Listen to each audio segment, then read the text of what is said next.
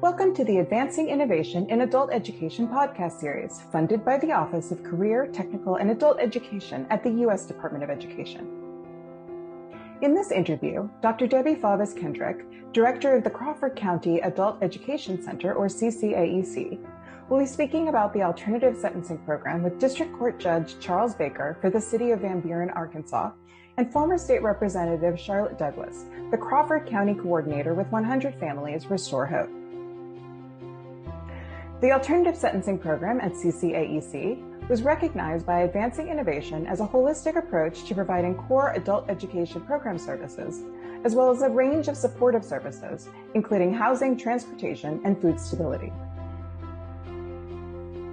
The alternative sentencing program serves justice-involved individuals who are at least 16 years old and have been charged with nonviolent offenses. The program provides learners an opportunity to participate in education and training programs in lieu of jail time, community service, and/or fines. I'm Debbie Faubus-Kendrick, and I'm the Director at Crawford County Adult Ed in Van Buren, Arkansas. We started our alternative sentencing program some 4 years ago, partnering with District Court. I want to give a little bit of background about the alternative sentencing program in Arkansas and how it began. Several years ago, it was called Smarter Sentencing, and it was put into place by a gentleman from South Arkansas named David Butler. He was a prosecuting attorney there, and he partnered with one of my peers in adult ed, Barbara Hamilton. I feel like we have come forward in adult ed into changing that into alternative sentencing. I introduced this in a luncheon, like I said, about 4.5 years ago. Judge Baker happened to be there. He was getting ready to take office, and he approached me and said, I'm really interested in this. Hi, I'm State District Judge Chuck Baker, and as Debbie said, I was actually at a meeting where she spoke about the program she'd seen work some other places and had an interest in bringing it here. Early in my career as a deputy prosecuting attorney, we had an office policy that anytime we had someone in district court, we would add a requirement of their sentencing to get a GED. And I'd always thought that was a really worthwhile program, but it was limited because today most people do have high school educations already. And so when you're limiting it to only people who need to get a GED, that's a really small percentage of the number of people who come through court. As I've served as a district judge, I just see people stuck in a cycle of having court issues, unemployment, mental health or substance abuse disorder issues, unemployment, lack of education. All of those things just feed on themselves, and they can't seem to be able to extricate themselves from this cycle.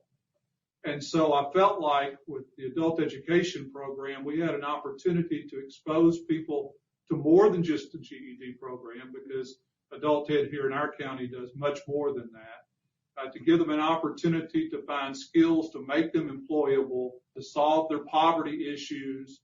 We also wanted to partner with some counseling services to get people help. They have substance abuse issues, or if they have other mental health issues that need to be addressed. And we wanted to make this all happen at one time, so that when they left the court system, they were better prepared to deal with life and to face all of the issues that we all have to deal with each day. About the same time, Arkansas Governor Asa Hutchinson was implementing a program that brought Representative Douglas to us, and I'll let Charlotte Douglas speak to how that program fits into what we're doing here. Yes, Charlotte Douglas, former representative, and now I am the county coordinator for 100 Families, which is under the umbrella of Restore Hope, which is the governor's initiative. And then also we work with United Way.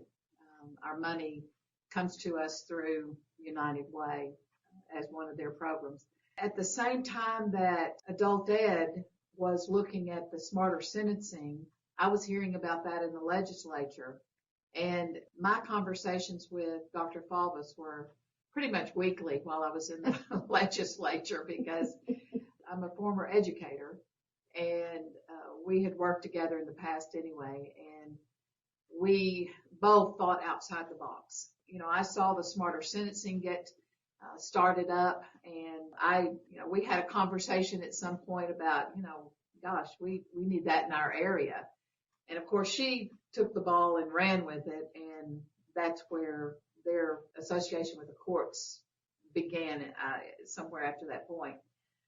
Simultaneous to all that, the governor had seen that the recidivism rates back to prison in our area were the highest in the state. He also saw that the foster care numbers in our area were astronomical. And also we had opioid crisis, so we were like the hot spot for all this negative data. So he began child welfare reform, and I was on that committee. And then he started Restore Hope, which was a statewide initiative to bring nonprofits and state agencies and faith-based together to try to solve these problems. He saw that the government was not going to be able to do this by themselves. The governor started a pilot in Sebastian County, which was part of my legislative district, and I got involved there in forming the first Restore Hope 100 Families initiative. So that's pretty much how we all came together, and all the pieces of parts now.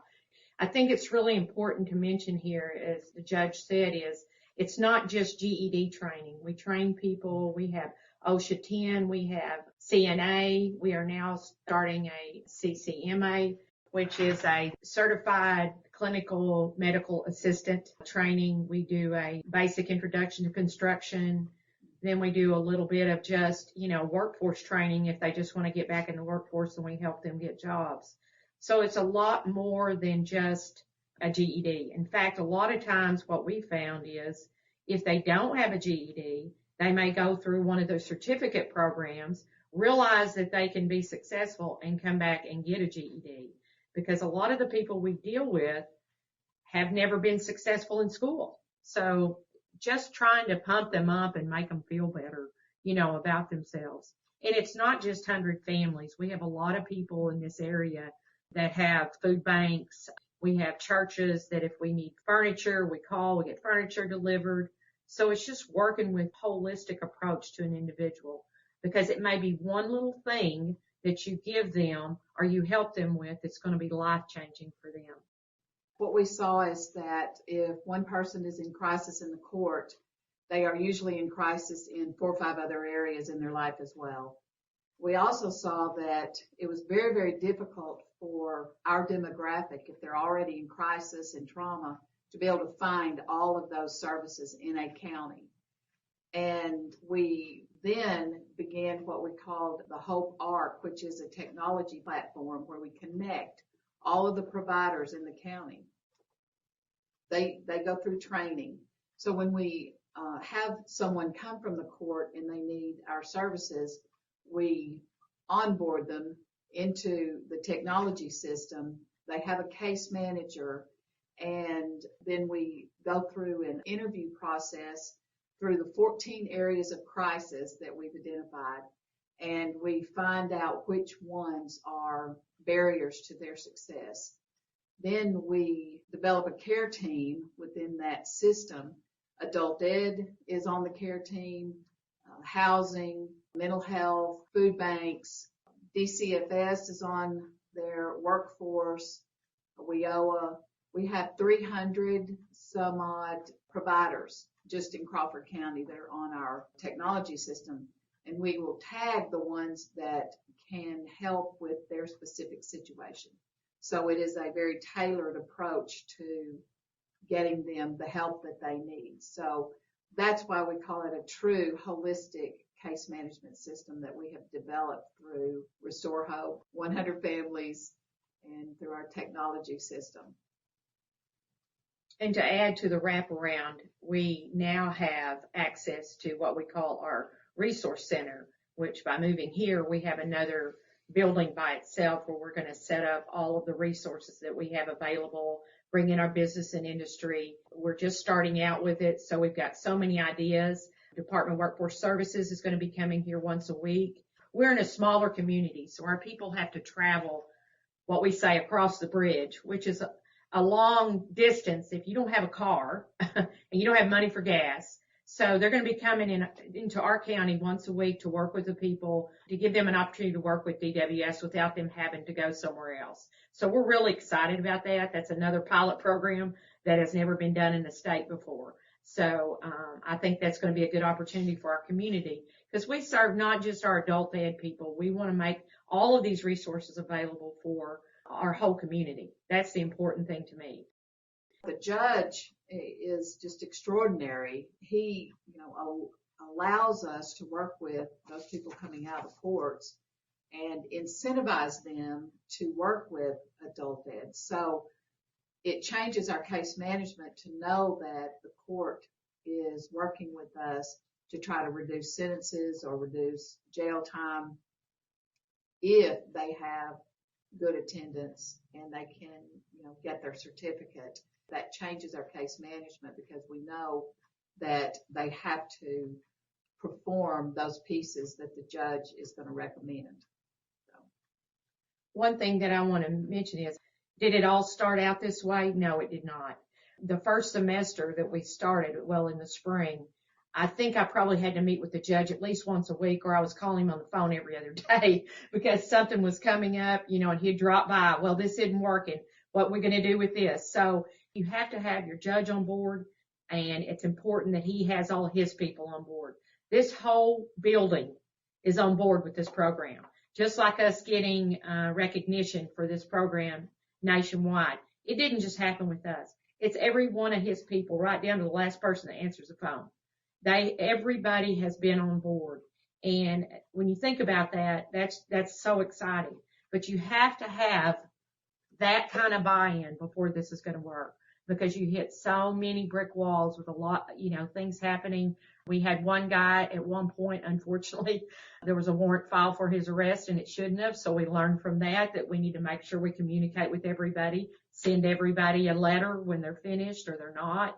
And we send attendance every week. So you have to have people communicating on that level. So there's just a lot of pieces of parts that have to work together. We've got it worked out a little bit better, but as much as people change, we have to kind of change with the program and make more offers. We're now going to be offering Saturday classes because the judge has found out, there are people that work that can't come at night even. So we're going to have Saturday classes for them. So you just make those adjustments. We have classes 2 nights a week. We have churches come in and feed our people on a rotating basis on Tuesdays and Thursdays, which is really good. That's another part of the community that's bought into it. So that's really helpful for people because they see that they're accepted as, and we say that with kids, I know when I started in education, but it's true with adults too. Don't talk, because these people know if you're feeding them a line, but when these churches come in and they talk to them, the fellowship is just tremendous. And you may have somebody that's homeless or somebody that maybe don't have clean clothes that day or something, but those people are coming in from the churches and they're sitting down with them and they're embracing them. And that to me is just a very integral part of it. We've been blessed with a community like this, and I really feel like we're here to serve the people. I really do.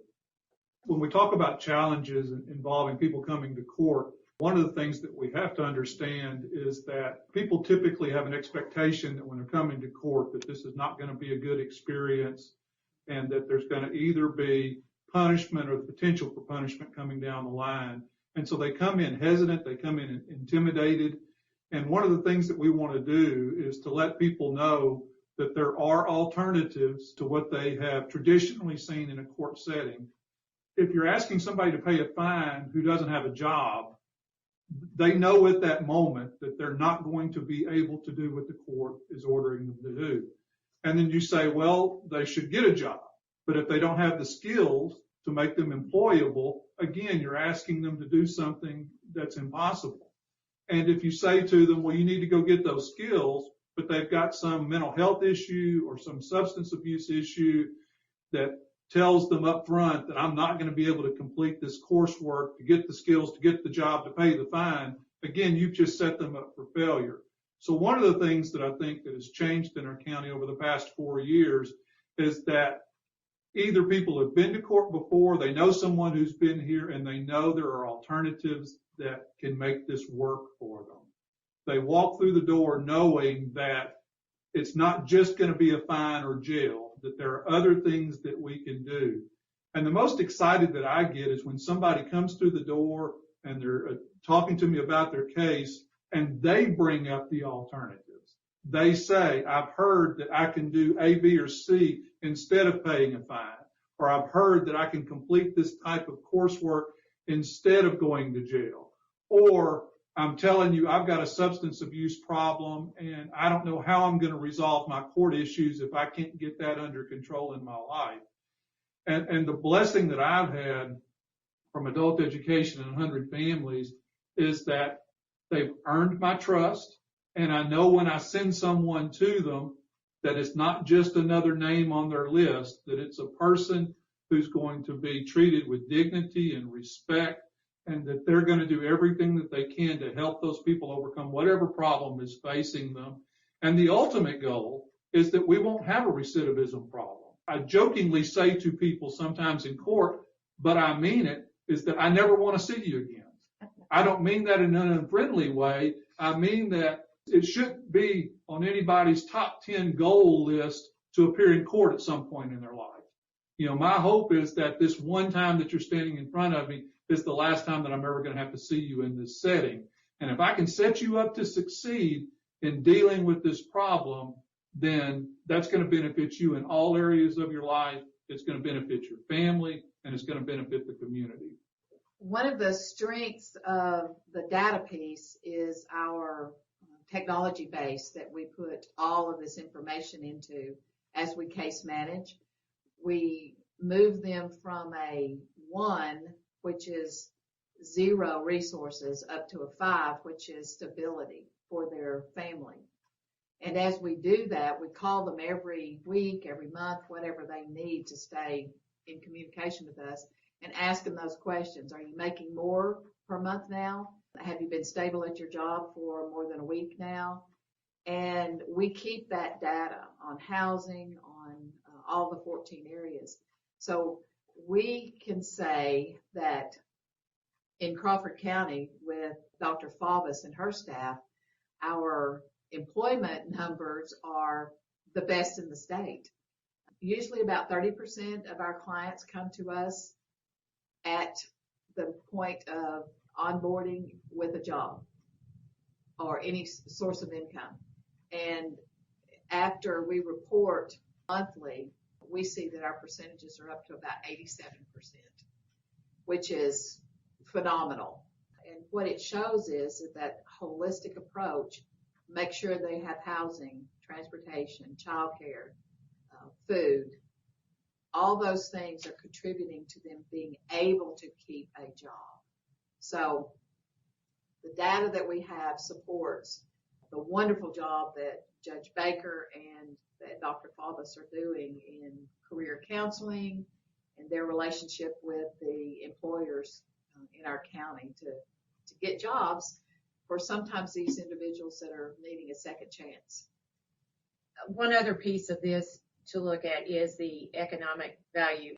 Think of the residual effects of it when they can, instead of going to jail or paying a fine to take away from their family, they're able to just come through one of our programs. Hopefully it'll help them along the way, but they can stay in their homes. They can support their families.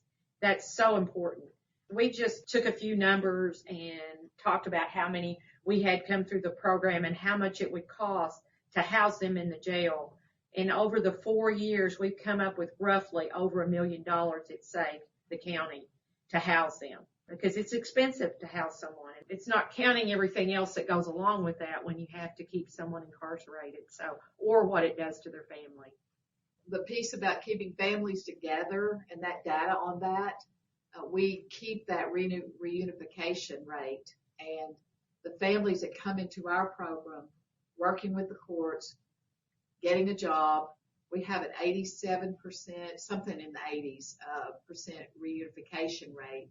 In other words, their children were in jeopardy of being taken, and now that family is whole again. So And we've reduced the foster care numbers in this area from over 800 down to a little over 400 children in foster care. So the impact on lives is, and families staying together through, this cooperation is just life altering for our whole county. Thank you so much for listening to the Advancing Innovation podcast series. Please visit Advancing Innovation on the Links website at links.ed.gov under State Resources and then Federal Initiatives.